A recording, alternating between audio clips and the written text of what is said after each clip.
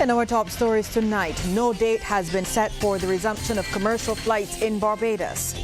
Most Barbadians said to have responded responsibly to the latest emergency management directive. UNICEF agrees to provide all of the protective equipment for Barbadian students and teachers as they head back to the classrooms. And in sports, former CWI President Dave Cameron threatens legal action over a leaked audit report. Broadcasting from our studios in the Pine St. Michael, this is CBC Newsnight, starting now.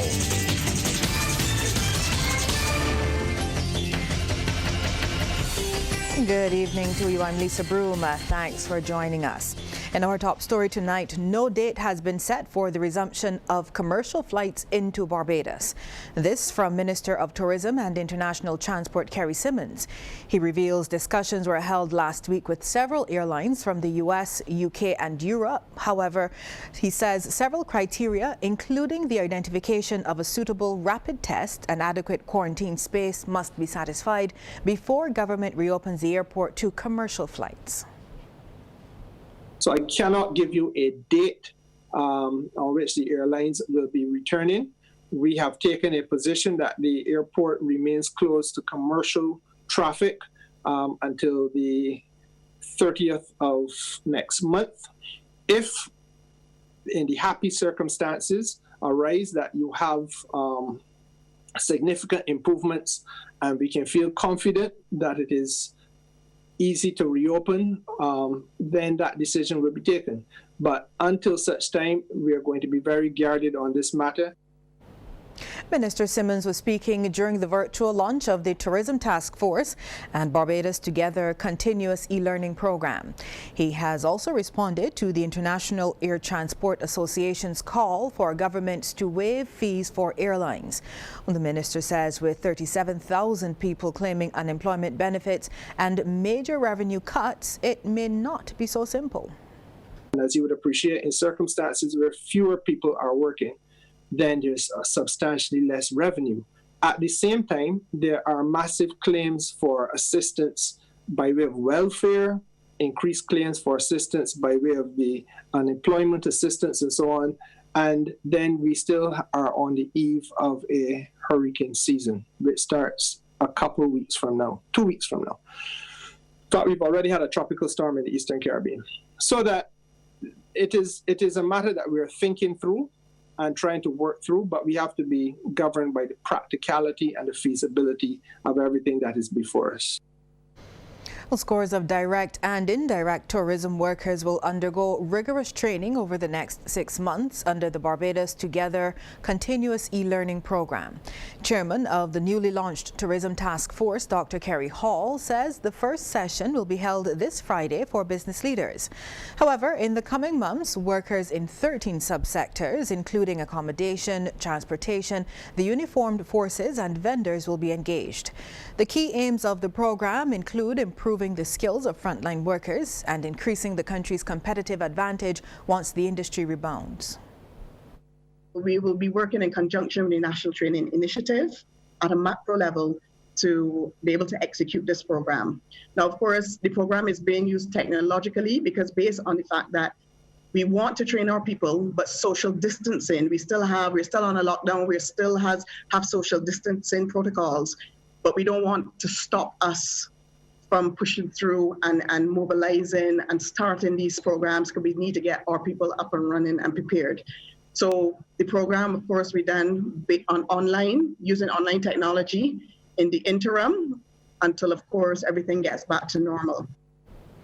Dr. Hall says the training will first address the psychosocial impact of COVID-19 on employees at all levels.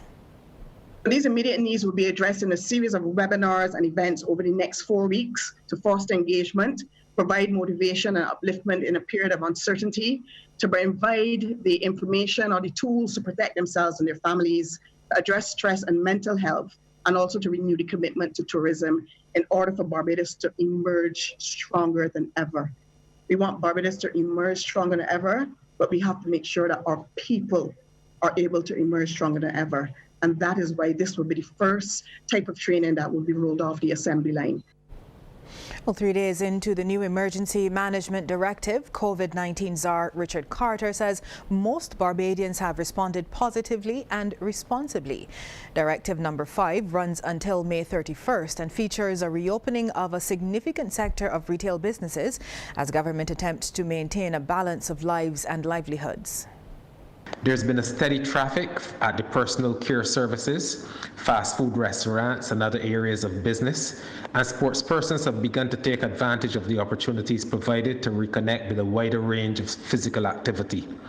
The evidence is that business places have embraced and are implementing the protocols provided by the Ministry of Health and Wellness, and by and large, Barbadians are taking steps to ensure that we do not see the reversal of public health gains caused by their behavior, which would in turn lead to a reimposition of restrictions. However, the COVID-19 czar says he regrets that he cannot say all Barbadians are acting responsibly. We continue to see irresponsible behavior by some, and thankfully, some literally paying for that irresponsibility through the imposition of fines and custodial sentences in the courts. So my message is for Barbadians to continue to follow the directives and to confront and challenge recklessness for what it is, so that we can all maintain the downward trajectory of COVID-19 in Barbados and get to safe people doing safe things in a safe country. And there's good news tonight regarding COVID-19 testing. 2 people left isolation today after recovering from the dreaded virus. This now drops the number in isolation to 13 and increases the number of recoveries to 70. There were also no new positive cases among the 155 tests carried out yesterday. Therefore, the overall number of confirmed cases remains at 90. There have been 7 deaths, and the Best Dos Santos Public Health Lab has now completed 4,322 tests to date. The Ministry of Education is ensuring no Class 4 student will be left behind as the ministry prepares for their returns to the classroom next month. The date for their return, announced by the Minister, Santia Bradshaw, is June 15th, just weeks ahead of the July 14th date announced for the 11+ exam. Acting Chief Education Officer Joy Adamson says the ministry has assured set protocols will be in place. The ministry has met with UNICEF, and the UN agency has agreed to provide all of the protective equipment for students and teachers. Every child will be given a mask. Every teacher will be given the PEP equipment in terms of a shield and a mask. We would have hand sanitizer in place. We would have the sanitizer stations in place. We are only looking now to go in half day, 2 sessions, 1 English, 1 math, depending on the arrangement. Every school will make their own arrangement, so that in the afternoon, the janitorial staff be sanitizing the particular areas. So that is why we need these 4 weeks to try to make sure that all these things are put in place. Well, speaking during CBC TV8's Morning Barbados, Ms. Adamson addressed concerns from parents of students who are asthmatic. If there is a child because of asthmatic, I interacted with a work colleague who is asthmatic and is having a problem wearing the mask. So we actually need to get some information, not only for children, but for adults who are asthmatic in terms of the cloth mask. They're finding it very difficult. So we would have to work out and maybe ensure that that child, if they cannot come into the environment, or they may be children or with other cohort, we're talking about adults, but they might be the ones who might have underlying issues. We have students who might have cancer, students who might be diabetic, who might not want to come out. So we would have to make sure that those children, that they do have a device, and maybe, now this has not been discussed with, I'm just saying this here, it's not being discussed with the committee, but maybe those children might probably have to continue to do some form of online while the teacher is doing the face-to-face. Government is hoping to produce about $21,000 worth of electricity monthly from solar panels that are to be installed on the roofs of the fish markets. Minister of Maritime Affairs and the Blue Economy, Kirk Humphrey, says this electricity won't only power the markets, but will feed into the national grid. In taking the ministry forward, he wants to be able to publish the amount of fish caught and its value on a monthly basis. But he says this is not yet possible because the island needs to get better at collecting data. our lack of appreciation for data as a tool for making decisions is going to come back to hurt us. And as the world moves to its new normal, those of us who are in a better position to make those kind of scientific judgments will be the ones that prosper more. So if you look at some of our social, for example, in the Human Development Report, the Human Development Index, Barbados is oftentimes missing little bits and pieces. And it's not there's a lot of information in a lot of our government agencies, a lot of our NGOs. It's just not captured, it's not collated, and it's not presented. And I think that is something that we have to work so that when we make a decision and when we make a commitment to the world, we're doing so in an empirical way. Well, as it relates to single-use plastic bags being allowed in supermarkets during the COVID-19 pandemic, Mr. Humphrey, who also appeared on the Link Up, could not say when they will be banned. We've allowed the production during the COVID experience. So the sooner we end COVID, or at least we accept that it is our new normal, then we will be able to go back to the biodegradable aspect of the ministry's practice and discipline. However, in the whole scheme of things, it is for me much more important that Barbadians stay safe than to stick to a principle that we've established, because we've established it. The circumstances have changed for now. Commonwealth Secretary-General Baroness Patricia Scotland believes financial institutions seriously need to review the way grant funding is disbursed to countries that are deemed middle and high income. She was giving support to comments made by Prime Minister Mia Motley on Monday in her address to the World Health Assembly. The Prime Minister called for a revision of the criteria used to determine whether small island states like Barbados have access to grant funding. Prime Minister Motley indicated then that even when circumstances deteriorate, there's been no review that takes into account the inherent vulnerability to which small island states are exposed. While speaking during CBC TV8's program The Link Up, Baroness Scotland said Barbados was on its way to economic recovery before the onset of the COVID-19 pandemic, and a universal vulnerability index, which takes all factors into account, should be looked at. You just look at Barbados' own economy.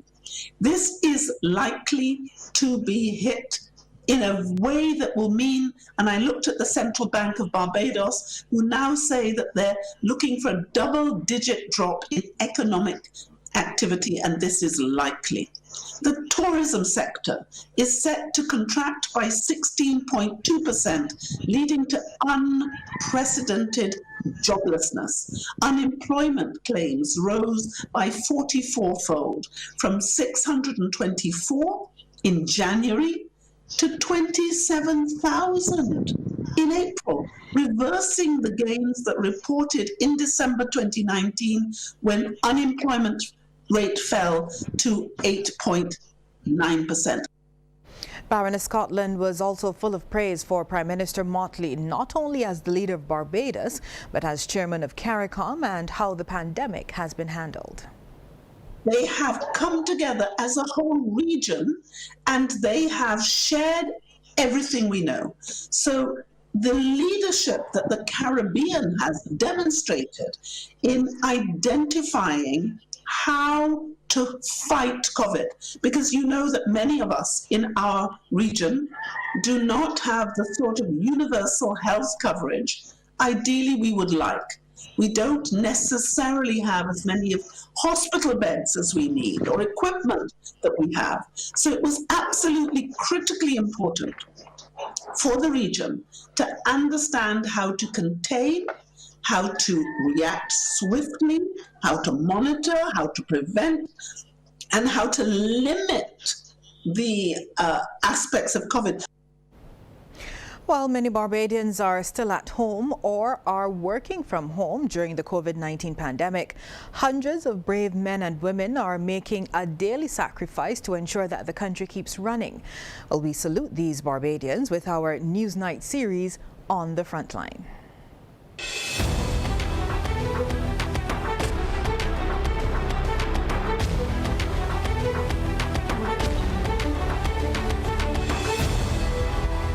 Tonight's edition of On the Frontline is brought to you by Great Health Works, agents for Omega XL and Probiotic.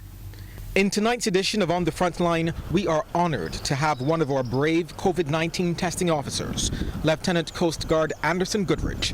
He's the commanding officer of HMBS Leonard C. Banfield. He gives us an inside look at what a day is like for him testing in the community. We notify the person via telephone that we are about to come to the area or come to them to do the swabbing.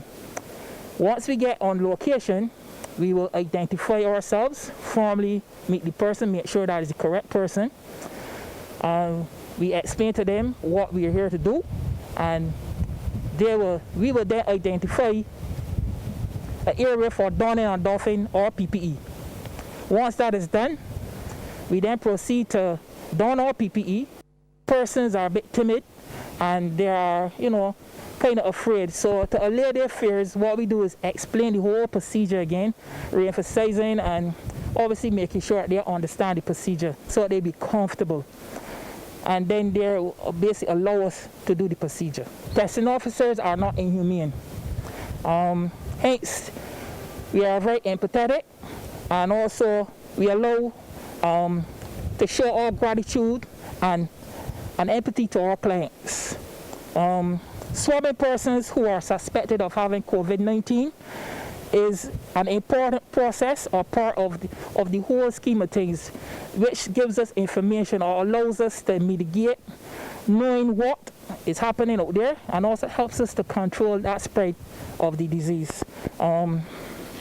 Sometimes it can be mentally and physically challenging, but we understand the risks, and we are professionals, we are competent, and basically that helps us to execute our duties in a very efficient way. I am Lieutenant Coast Guard Anderson Goodrich, and I am on the front line. Tonight's edition of On the Frontline was brought to you by Great Health Works, agents for Omega XL and Probiotic.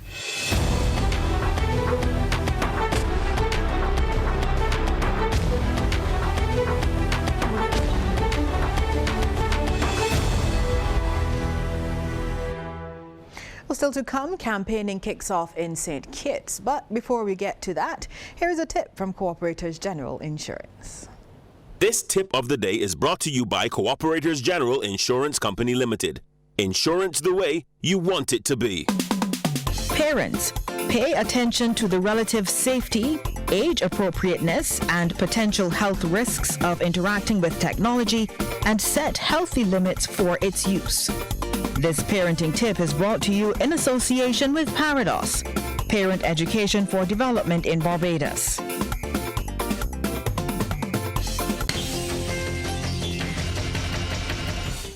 The incumbent Team Unity administration in St. Kitts and Nevis has touted its many successes as it kicked off its election campaign. The party's slate of candidates for the June 5th general election were presented during the virtual campaign launch last night. Prime Minister Dr. Timothy Harris called for continued support for the slate of candidates. He assured residents they can look forward to a progressive future with Team Unity. We shall deliver. Those who do not love the country, they say if they get back in, they're going done with the peace initiative. A good thing they not get back in. It's a good thing they will not get back in. Because if they want to get back there, they will turn back the hand of time. And we in St. Kitts and Nevis want to move to the stronger and safer future, where every responsible person has a chance to make a useful contribution to the development of his or her family, to the development of his community, and most importantly, to our country. So let's again, those of us who love this country of St. Kitts and Nevis, put our hands together, say unity has delivered, and unity will continue to deliver. Guyana's President David Granger and the opposition leader both agree that the CARICOM team should remain in Georgetown until the national recount concludes. We have a report from NCN News. The General Secretary of the People's Progressive Party Civic Bar Jagdeo explained that he is in agreement with President Granger for the high-level CARICOM team to remain in Ghana until the national recount is concluded. Jagdeo stated that on Tuesday, he contacted CARICOM Secretary General Ambassador Erwin LaRocque to extend his gratitude to the organization for the team's presence in Ghana. He stated that the presence of the team is of high importance to society. And I also share with him our desire to have the CARICOM team remain for the duration of the exercise.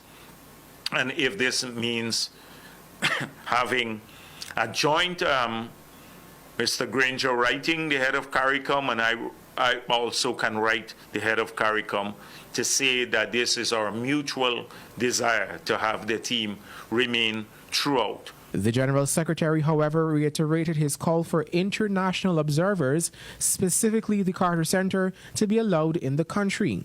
However, President Granger on Sunday emphasized the point that CARICOM remains the most legitimate interlocutors in the Ghana situation, while expressing gratitude for the team's work so far. And they are as concerned and as competent as anyone else to do what they've been invited here to do. I invited 5 prime ministers: Barbados, Grenada, Dominica, St. Vincent and the Grenadines, and Trinidad and Tobago. And I'm obliged to work with the CARICOM team to ensure that we provide a satisfactory outcome to the challenges which were made for the elections of 2nd of March.